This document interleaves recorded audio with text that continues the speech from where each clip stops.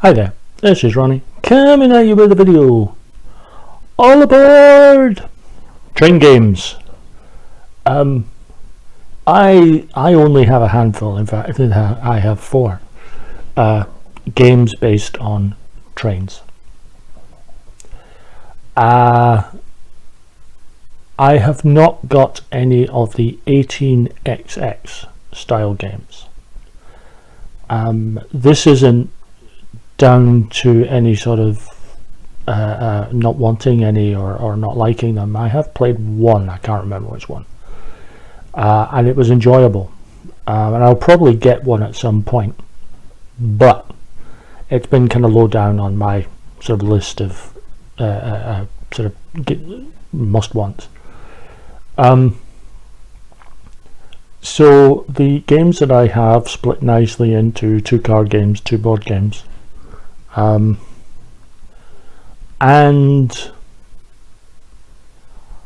I really like them. Spoiler, they're in my collection for a reason, and I really enjoy playing them. As with other reviews that are going to happen in this series, I am not placing these games in any order of merit. I'm just placing them in alphabetical order.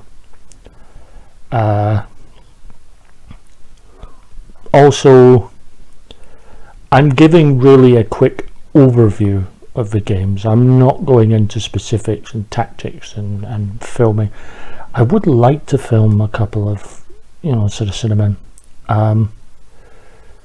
I do apologise a little for the one of them where I had to set my camera stand on my knees, my lap, in order to film, because I didn't put both tables out. I got a couple of camping tables and I've been using that to film. So yes, please do enjoy. I had fun making them. Thanks for watching, and all aboard! So this is Game of Trains. I've set this up for a 2-player game. As you can see, each player starts with a locomotive at the front and 7 cards going down in descending order. They're quite random.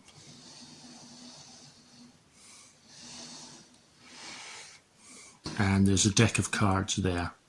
Obviously I've got these 2 players sitting next to each other. Not that it really matters, because it's not as if you've got any hidden information, quite frankly.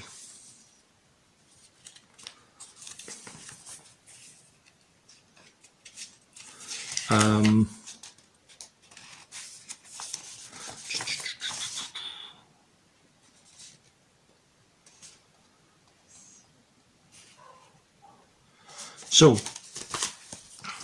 how the game starts is, player 1 will pick up 1 card. Now that card he must play into his row. The object of the game is to change this descending row of numbers into an ascending row of numbers, so lowest to highest. So I've just picked an 81, that's a really high card, so I'm going to swap that out for there. And this 3 will go in the middle. The second player gets to pick 2 cards. If there was a third player, they would pick 3. Fourth player will pick 4. And what they would do is, they would keep 1 to swap out, which is what's going to happen here. That 72 has gone right to the end of that row. And this 44 gets stomped. So, then the game starts proper, starting with the first player and moving around table. On their turn, a player can do one of 2 things. They can either take a card from the deck or use a card from the middle. If they take a card from the deck, then they have to use it. They're not allowed to discard it. 70, that's a good card. So I will move that there. swap that over, and that card will also go into the middle. That's not bad. Your other option, as I move over to player 2, your other option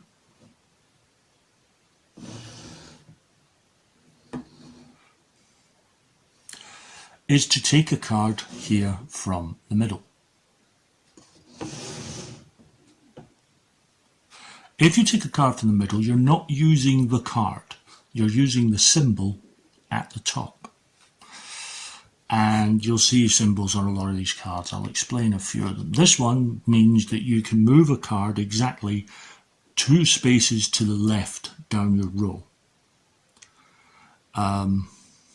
It has to be exactly 2 spaces, which means cards at the extreme right, like this 71 here, I couldn't use this 2 cards to the left with that 71 because it can't go 2 spaces to the left.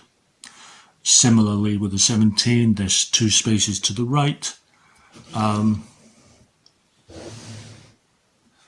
This 20 here, I couldn't use it with that.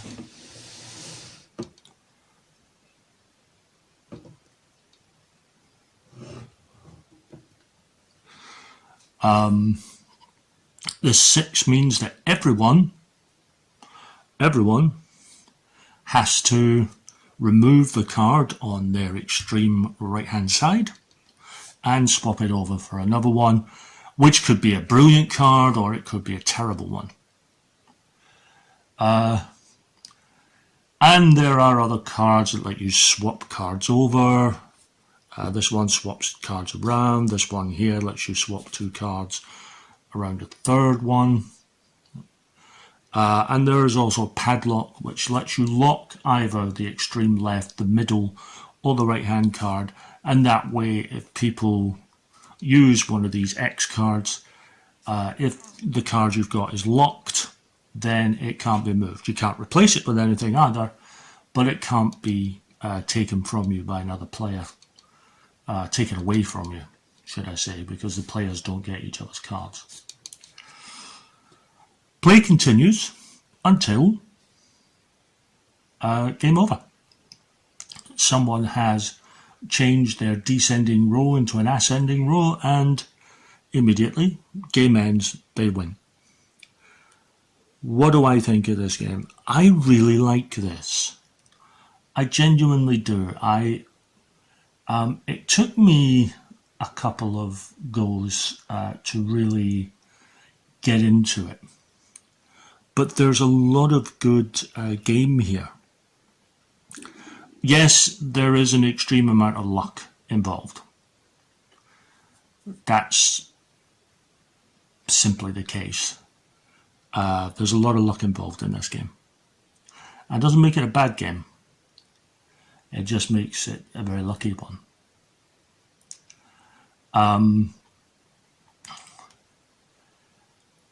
And there's a certain annoyance.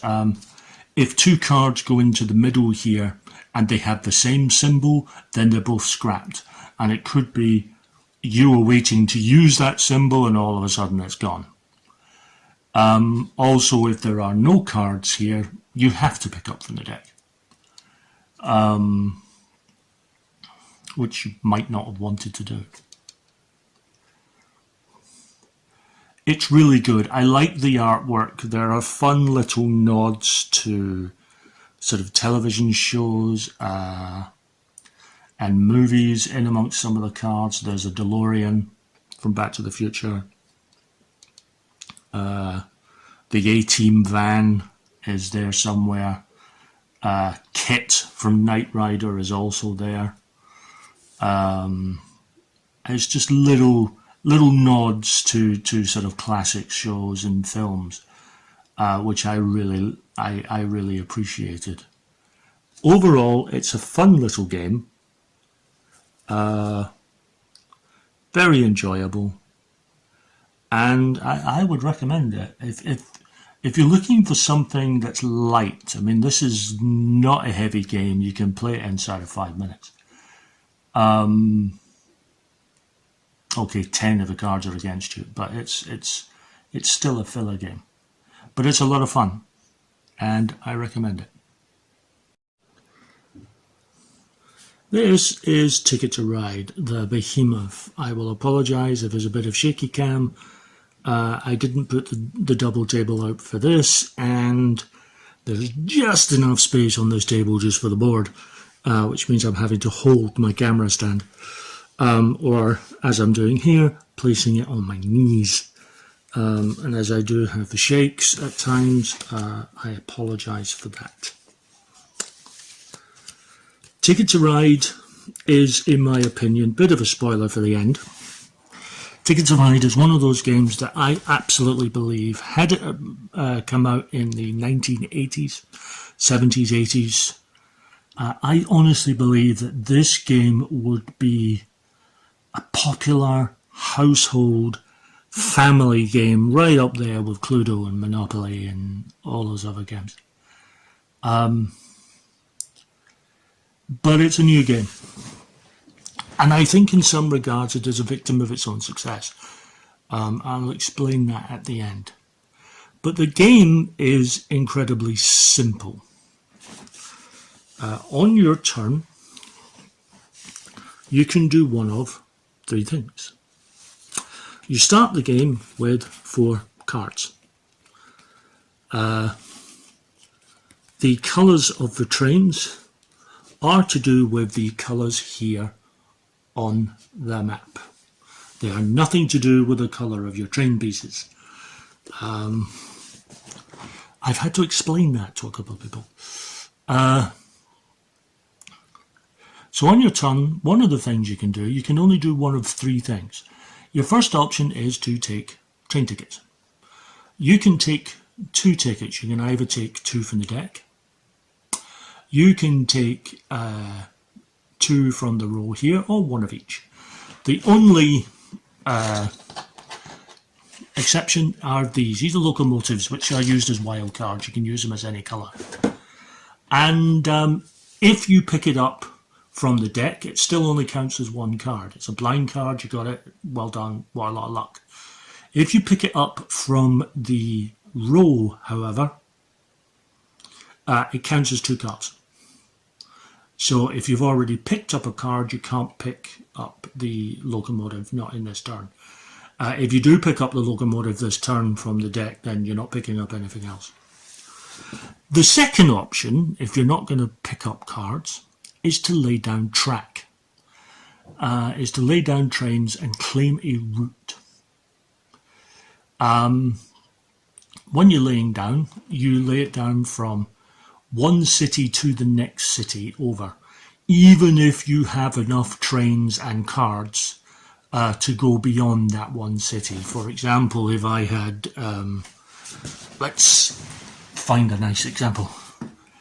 If I had 3 red cards and 3 orange cards, I can't place both my 3 reds and then my 3 oranges and claim that entire route from Duluth to Pittsburgh. I would have to do it Duluth to Chicago, then Chicago, Pittsburgh, all the other way around. It would take me 2 turns to do it. You will see, actually, Chicago to Pittsburgh being a good example, you will see that some routes have double lines. It means that you can use either 3 orange or 3 black. Now, in a 2 or 3 player game, only one of those lines is open. So once someone has played either 3 orange or 3 black, that route is cut off. In a 4 or 5 player game, both those lines are open. You'll also see some grey. With greys, you can use any colour. Any colour you like, but it must be the same colour. So, for example, here, you could use 3 yellow, 3 blue, 3 pink, whatever. What you can't use is mixed. You can't put a yellow, a pink and a blue. It has to be the same colour. If you're not paying, and you immediately get points, which I have hidden under Players 2's tickets. If you lay down a single train, like here, you get 1 point. 2 trains will get you 2, 3 trains will get you 4, 4 trains will get you 7, 5 trains will get you 10, and the 6s, like these ones, get you 15 points, which you use. The scoring is right round the board. The other thing you can do is pick up more tickets. Now you start the game, you're given 3 tickets. And each of those tickets will show you a route. In this case, Duluth to Houston. Now, if at the end of the game, you don't score these during the game, you score them at the end. If at the end of the game, you have connected the 2 cities, and it doesn't have to be by the direct route. You could go all over the map. But as long as those 2 cities are connected, you gain that many points at the end of the game. However, if you haven't connected those 2 cities, you lose that many points. Which, 8 points may not sound like much, but 21 could pretty much cripple you if you don't get it.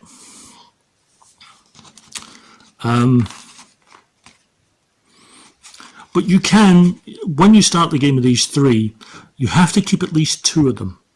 You can keep all 3 if you're feeling brave, but you have to keep at least 2 of them.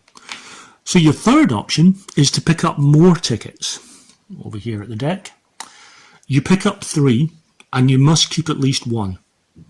What you're hoping is that you find a ticket that is for a route you've already completed, or part of a route that you've already done, or you're very close to completing. If not, I tend to pick the route that is the least likely to penalise me.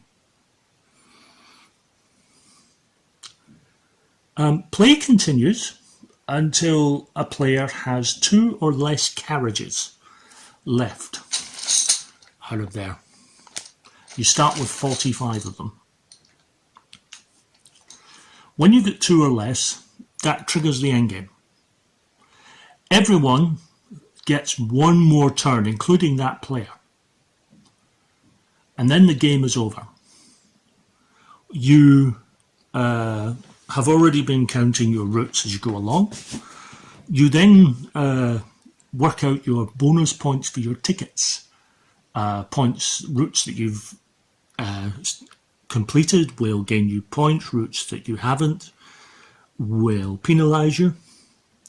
Then the person who has the longest unbroken line of trains gets an extra 10 points. If more than one person has managed that feat, you both get the points. I have the 1910 expansion, which first of all gives you full-size playing cards rather than the mini cards that come in the original game.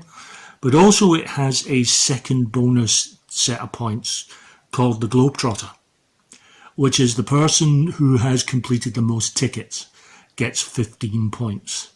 So there's almost an advantage to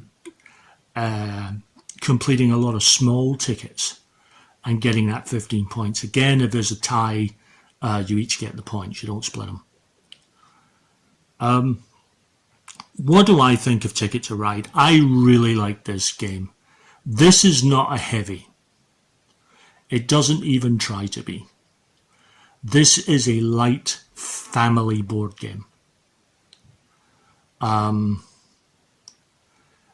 that's what it's trying to be. This is a family board game in the classic sense. I think it's a victim of its own success in a way. I think because it is so well known and so often talked about amongst gamers that sometimes I think it's almost a victim of its own hype, because if people actually play it for the first time, they realise that actually it's a very, very simple game. There's not a particular lot of strategy. although it's more than you think. It's actually quite a simple, easy to play game. And as I say, if it had come out in the 60s or 70s or 80s, I fully believe it would be a board game stay the way that Monopoly is. And I much prefer to play this than Monopoly.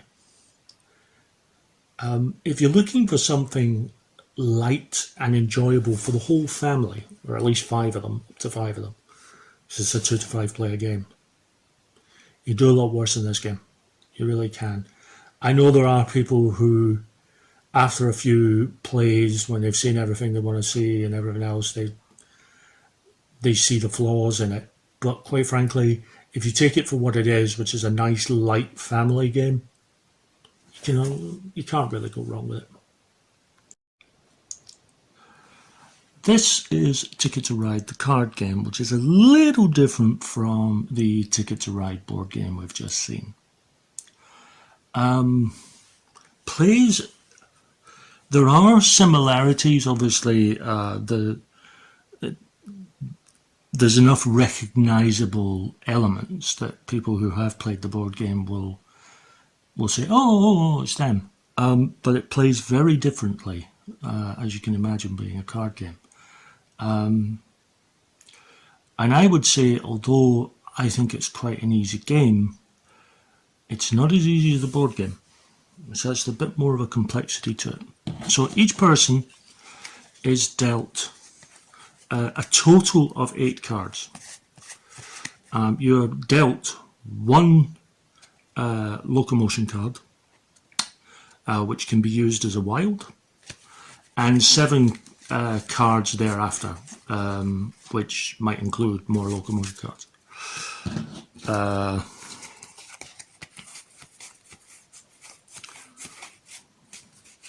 Of which I have quite a few there. That's quite useful. You're also dealt 6 tickets. The tickets show the colour. They also show a symbol. You can use the colours, but for people who are colourblind, and I actually like this and approve, you can follow the symbols, which are also present on the cards as well at the corners. This allows people who are colourblind to still play this game, because it is a game that relies heavily on colour.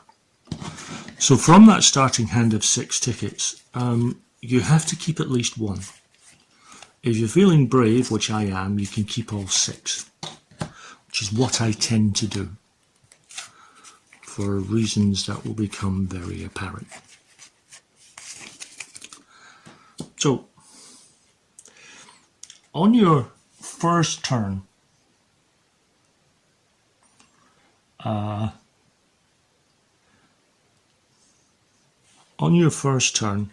you could ignore step 1. I'll explain step 1 as we get to phase 2. So when you start, the first thing you can do is, very similarly to the board game, you can either draw more tickets, usual Ticket to Ride rules apply. You can pick 2 from the deck, you can pick 2 from here, you can pick 1 of each. However, if a locomotive comes up in the row, it counts as 2 cards. The second thing you can do is place train cards in your rail yard. Now, in order to do this, you can either place 2 cards of the same colour or 3 cards of differing colours.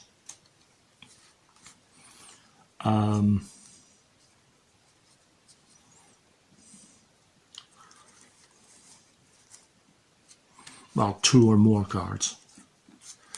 So I am going to place 3 different cards. So what I would do is do that. And that would be my turn over.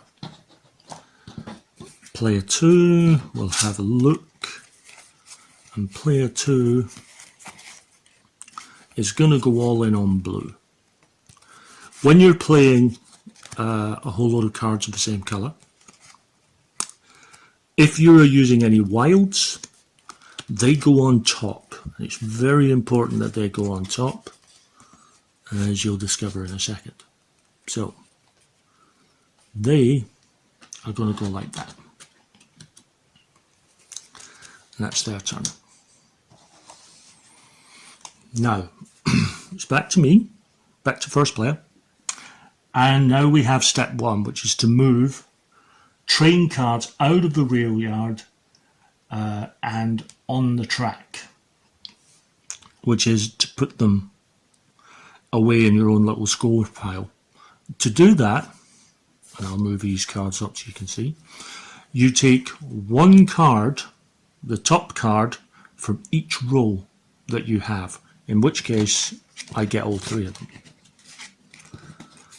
And they will go face down in a little score pile. Now, interestingly, and this is a test of memory for this one, when you place those cards face down, you're not allowed to look at them. No one is. So there's a bit of memory involved, because you have to remember what colours you've just bagged, in the hope that at the end of the game, you are able to complete your tickets. Play will continue back and forth until this deck runs out.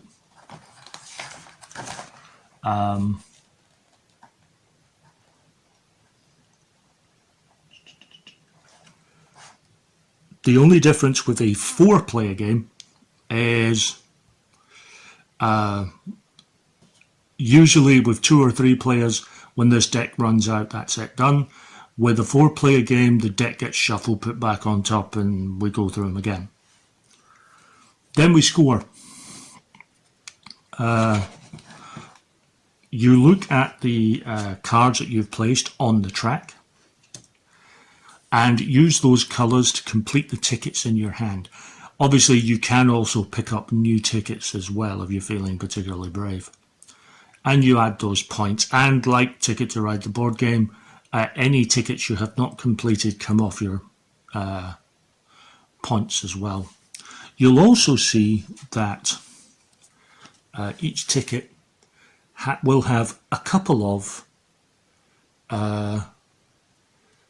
they'll have destinations obviously, but more importantly, they will have at least one that corresponds to this deck here.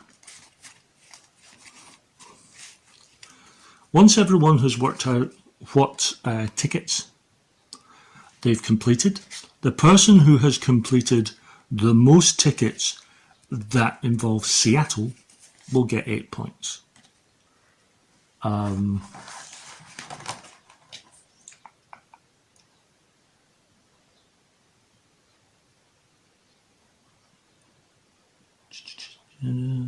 Yeah, and like Ticket to Ride the board game, if there's a tie for the number of people who have won, number of people for cities, then you both get the points. So the person who's got the most tickets to Dallas would get 10, Miami is 8, Chicago 12, New York is 15, Los Angeles 12. Extra little bonus points. What do I think of it?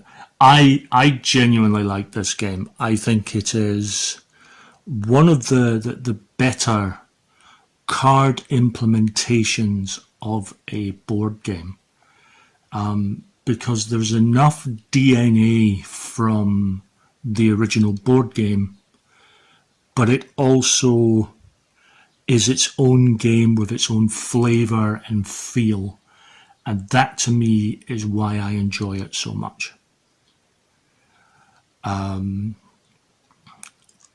It's a different style and a different way of doing Ticket to Ride. And that's why I like it.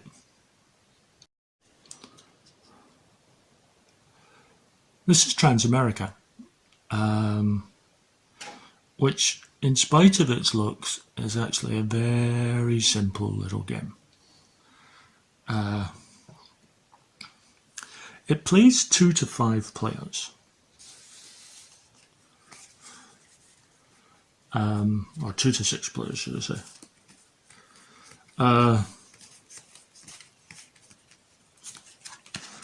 If you're playing with 2 players, as we are here, there are certain city cards, I'll explain how city cards work in a second, that have these sort of checkered border things here. They represent, such as Denver there, has those spaces on the board. Those are cities that aren't used, at least for starting. The rest of them are shuffled and are placed all around the board here. Each player takes 1 card of each colour. So let's take those, and we'll take those blues, and let's have a green because we can.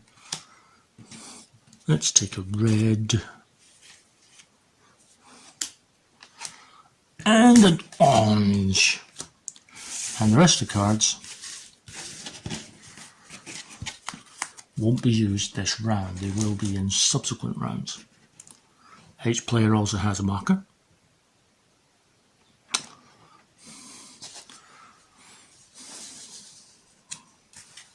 So I'm looking at player 1's 5 cards.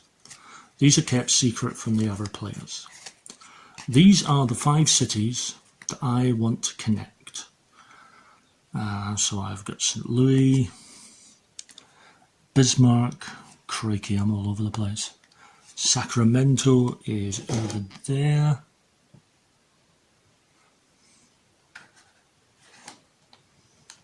Right here.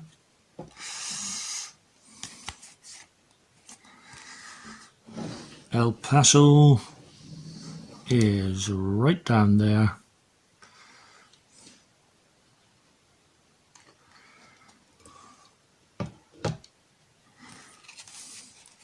And New York, New York. And I've got to connect those cities together. And blue will have his. He has Santa Fe, Cincinnati, San Francisco, Phoenix, and Washington. The upshot is you're always going to try and connect 1 red, 1 orange, 1 blue, 1 yellow, and 1 green. You're never going to be happily sitting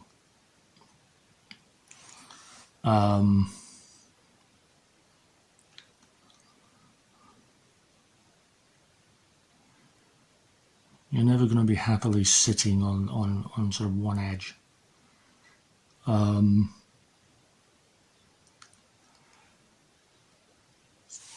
So yeah, on your turn, first thing you do is place your marker. I will start in St. Louis. You can place it on any junction. You can start it in a city, and I'm going to do that. And he is going to place here in Oklahoma. Actually, let's get him placed in Santa Fe, because he's starting there. On your turn, they're train tracks. They're just little blocks. They're just little blocks. You can place up to 2, and I say up to 2. You must place at least 1. You'll see that there are spaces where there is a single line and a double line. You need to place 1 here for a single line. That's all it takes. You need 2 on a double line. Now you can either place 2 or just place 1, but that counts as 2 moves, and you only have 2 moves. So if you're placing a bit of track on a double line, that's the only thing you're doing that turn. The only rule is you have to place your piece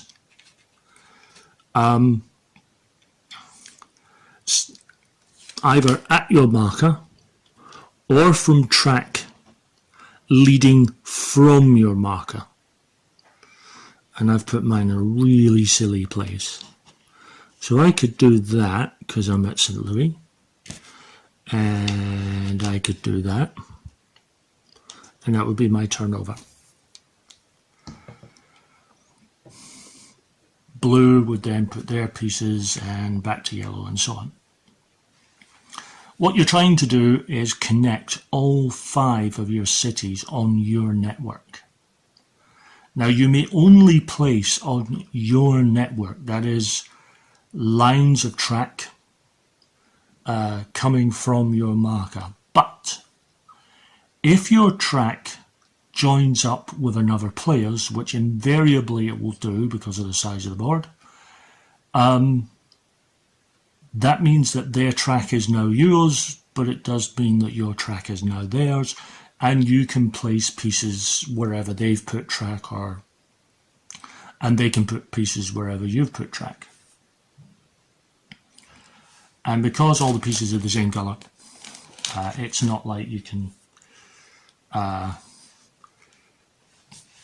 mess about. Once someone has successfully joined all 5 of their cities, that round is over. They don't move. Up here is the score track. They don't move. The rest move 1 point, 1 space, for every single track they're short, and 2 spaces for every double track that they're short. So you would count up, say I was 5 away from completing mine, then I would move all the way 1, 2, 3, 4, 5. Oh, it's not looking good.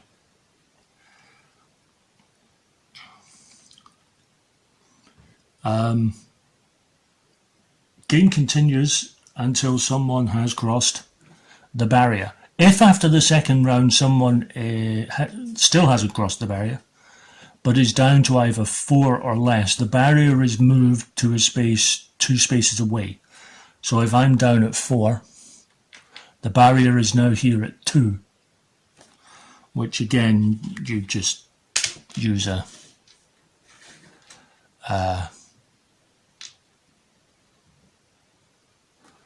you would use a piece of track.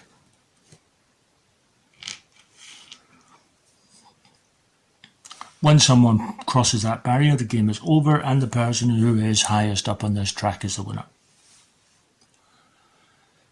I like this game. It's different. It's very much a light game. As I said in my intro, I don't have any of the 18xx games.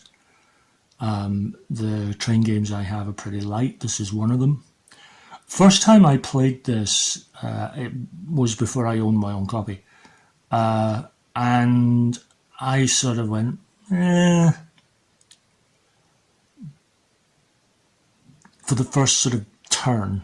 And then I started to really get into it. Because it's a nice little puzzle. You know you've got to cross and get all those 5 cities. You know eventually you're going to join up with someone else. You're going to need to in order to get to some of the cities. But you also know that in doing that, you're possibly opening a win up to that player as well.